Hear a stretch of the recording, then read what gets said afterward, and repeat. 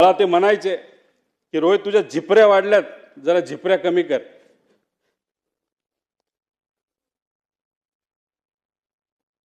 त्या दिवशी एक आदरांजली म्हणून तिथं मी माझे केस कापले. ते मला म्हणायचे तू जरा शारीरिक वजन वाढले, तू जरा शारीरिक वजन कमी कर पण राजकीय वजन वाढव.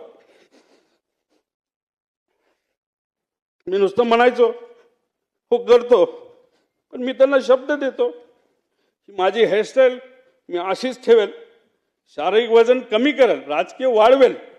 पण एक गोष्ट मात्र खरी, ते मला म्हणायचे वरचं बटन वरपर्यंत लावत जा, पण काकांना एक सांगायचे 40-50 वर्षानंतर मी तेव्हा तुम्हाला भेटेल, तोपर्यंत मी बटन असंच उघडे ठेवणार.